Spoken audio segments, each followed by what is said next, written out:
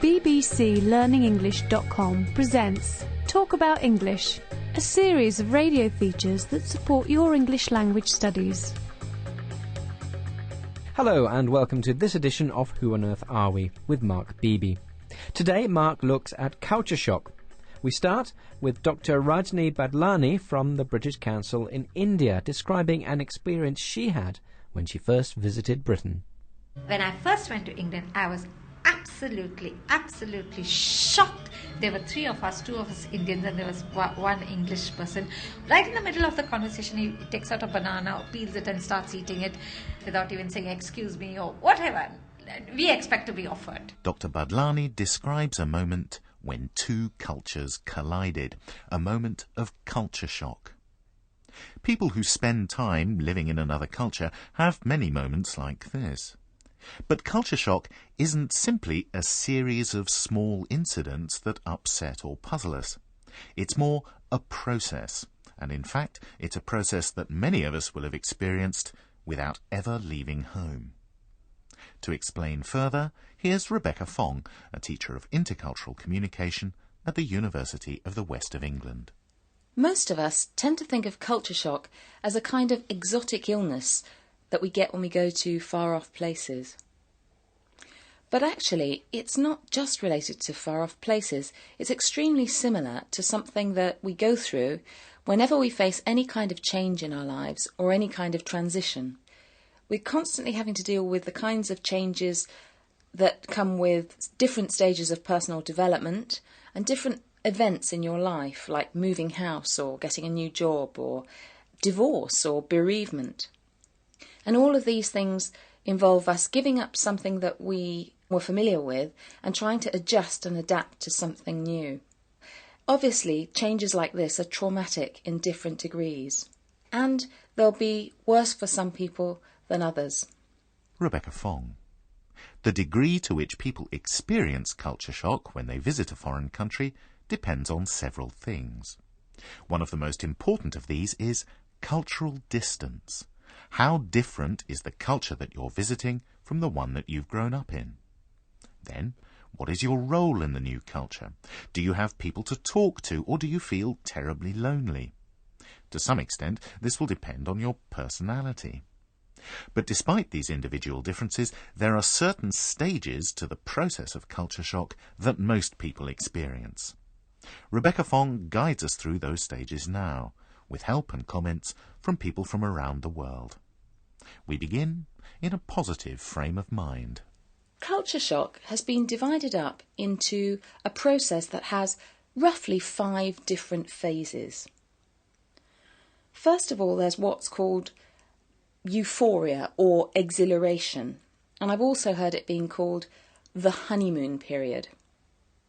It often takes from a few weeks to a few months, depending on the cultural distance, your personality, and all the factors that we've already mentioned. You've got over the panic of the travel and the departure and saying goodbye to your friends, and the journey was very exciting and you've got lots of things to look forward to, and you arrive and you're so busy looking for accommodation and the things that you need in that country and getting to know the new people at work, and you tackle all your problems with good humour, and you're far too busy to get at all negative or depressed. It's not until after all this has worn off a little bit that you start to run into some of the problems. The climate will be different. The traffic problems may be very different, or you may find that the food is not to your liking. When I was about 18, my aim was to go abroad to study. I decided to come to London. When I first arrived, I was only probably around 19. What surprised me was the journey from the airport. It was drizzling, it was middle of October, I was in a bus, I was looking at the dark rooftops. It all seemed very, very strange.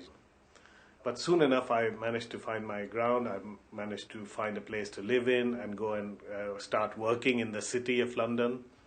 Now, the interesting thing is that I didn't know that I was that different, which is so obvious now. But at the time, somehow, the issue of race was not an issue that I had ever confronted in my life. So I think this would happen to people who move from one racial group or culture to another. You begin to realise that you're an outsider. And although the people from that country are being polite and fairly kind towards you, you start to realise that they don't actually understand what the problems are for you. And you start asking questions, but in a way they're veiled criticisms. You can feel yourself being critical about the culture. You might begin to lose your sense of balance. You might begin to lose your sense of humour. You might begin to think about your own culture very fondly, and in fact you might, without knowing it, idealise or over-idealise your own culture, romanticise it. Think about how everything at home is wonderful.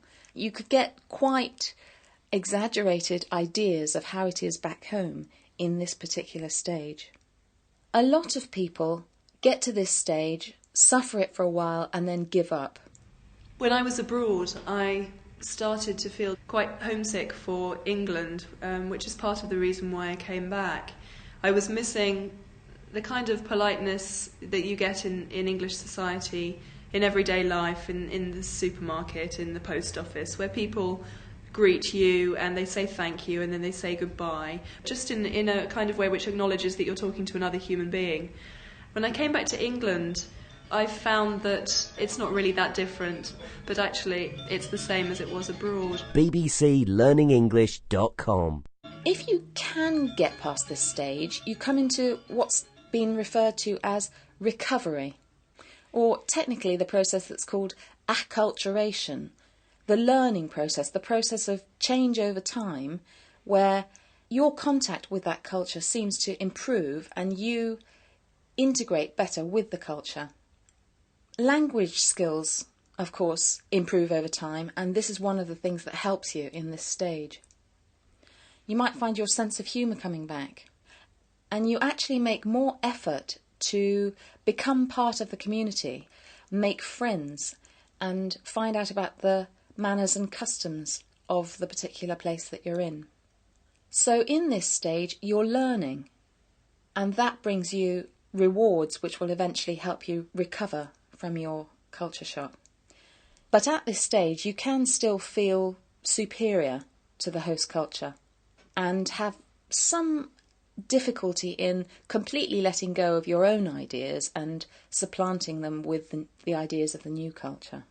When I first came to Britain, I did not know who I was, and as I discovered Britain, I also discovered myself. And this is also very important when people who move from one culture to another, one place to another, because it's not just discovering the other place, you also discover who you are. And that discovery took place over a number of years. You know, the first instance, you wanted to be embraced by the culture you went into, you wanted to feel at home. Then you had a sense that, oh, well, they were not quite accepting you, so you had to find out who you were in order to relate to something that belongs to you. So it can be quite a severe battle between the culture you are in and the culture that you belong to. And then slowly you reach a compromise and you learn to live with it and you learn to live with yourself. It's not until the next stage, which is stage 4, that you really adjust properly and start to appreciate the culture for what it is.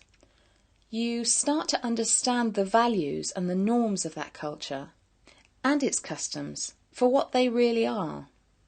You might even begin to believe that some of their values are better than your own.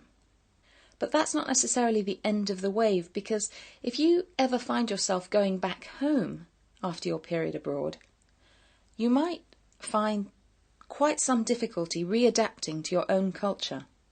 People will be pleased to see you, of course, and you'll have been longing to talk to your family and friends about your experience.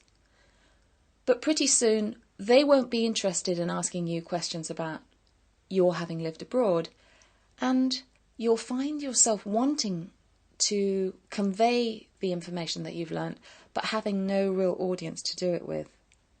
So it can be quite a challenge going back home, and sometimes this can be referred to as reacculturation or re-entry shock. People change. I'm really conscious of changing. Every year I go back to Tokyo, and then as soon as I see my family, my friends, first couple of hours, that's all right. But after that, I feel that I'm distancing myself from their emotion. And sometimes even my parents says that I get cold towards them. I'm not, but the way I show my affection is changing. But you can't really explain that to the people who've never been out of the country. If we go on holiday for a couple of weeks to another culture, we don't necessarily need to go through any of these phases. We'll really be in phase 1, the euphoric stage, and not get past that. We'll never really have to deal with the culture. We're actually cushioned from it during our time there. People who stay a bit longer, periods of say up to 6 months to about 5 years, have obviously got a much more demanding job on their hands. You'll have to find accommodation, you'll have to learn the language, you'll have to learn the culture. But you know that at the end of that time you will be able to go home. There's an escape clause if you want one. There are groups of settlers, however, who'll stay for long periods. Immigrants, for example. Whatever the reason they come, they're not planning on going home. I came to this country on the 6th of October of 1933 among the first refugees from Nazi Germany, as the British government officially called us. By living in this country for 67 years, I have been changed. I have become more tolerant than I was. I shall never be English. One remains what one was as a child, because childhood impressions are the strongest. I would describe myself as anglicized, because I'm no longer German the way I was. Ilse Meyer, who was brought up in Germany, ending our survey of the stages of culture shock. You also heard from Mahmoud Jamal from Pakistan, Devon Crone from England, Kyung Ja-yu from Japan, and, of course, Rebecca Fong. Next week, in our last programme, we'll be reviewing some of the main points we've covered during the series, and hearing some very useful tips on how to communicate better with people from different cultures. Before we finish today, though, a final message from Rebecca on the subject of culture shock. And the message is, don't despair. Join us next time.